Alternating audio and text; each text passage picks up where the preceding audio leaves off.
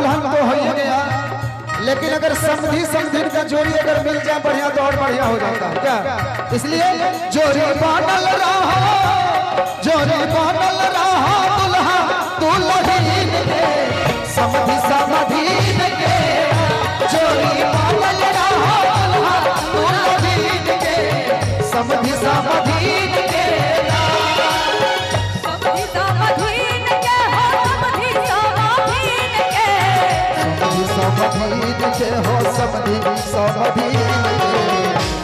समधीन के हो, समधी समधीन के, समधी समधीन के हो, समधी समधीन के, समधीन के हो, समधी समधीन के, कि जोड़ी बनल रहा, कि जोड़ी बनल रहा दुल्हा दुल्हन के, समधी समधीन के, कि जोड़ी बनल रहा दुल्हा दुल्हन के, समधी समधीन के।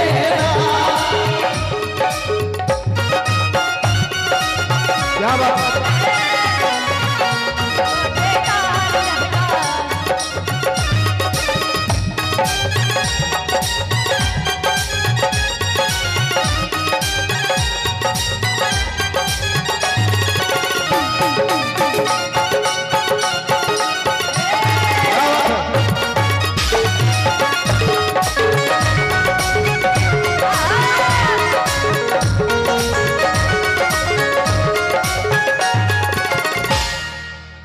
और कहना चाहेंगे क्या?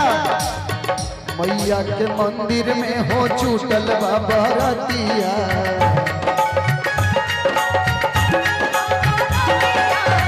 होता गवनाई चूटल सगरो इलाकवा,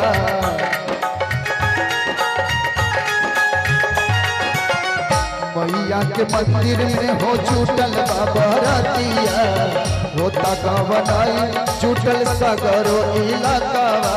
और क्योंकि इतना बढ़िया सीन लगता है देखने में कि हम बखान करी, कि हम बखान करी इतना सुंदर सीन के, ये लाइन बड़ा सुनने वाला है कि हम बखान करी इतना सुंदर सीन के। अगर सीन अच्छा लग रहा है आज का, तो एक बार जोरदार ताली बजा दिए तो अच्छा लगेगा। क्या बात है? कि हम बखान करी इतना सुंदर सीन के, और कि समधी समधीन के, जोड़ी बनल रहा दुल्हा दुल्हन के, समधी समधीन के।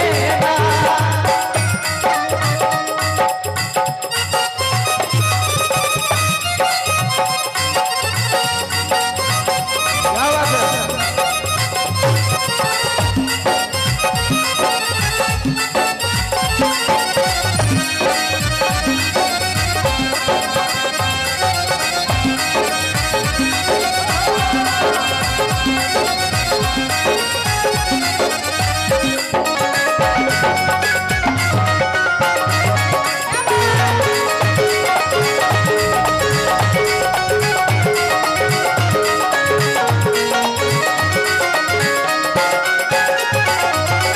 जोड़ी सलामत रहे है बाबूकार हो, बाबूकार हो, ये है बाबूकार हो, जोड़ी सलामत रहे है बाबूकार हो, कुशल मंगल रहे कुल परिवार हो। और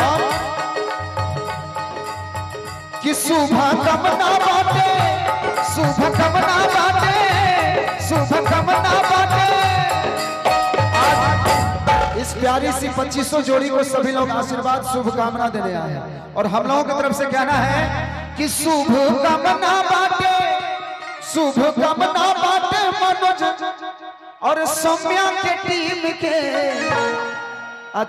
समधी समधीन के ना, शुभ कामना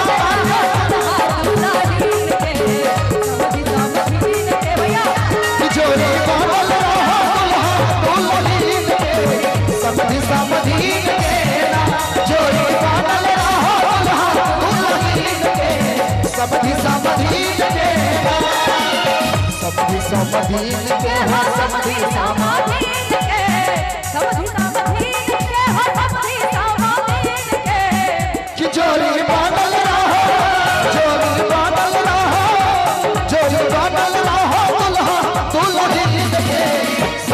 समधी जोड़ी बांधल रहो दुल्हा दुल्हन के समधी समधी के जोड़ी बांधल रहो दुल्हा दुल्हन के समधी समधी के जोड़ी बांधल रहो दुल्हा दुल्हन के समधी समधी के जोड़ी बांधल रहो दुल्हा दुल्हन के समधी समधी के समधी समधी के समधी समधी के समधी समधी के।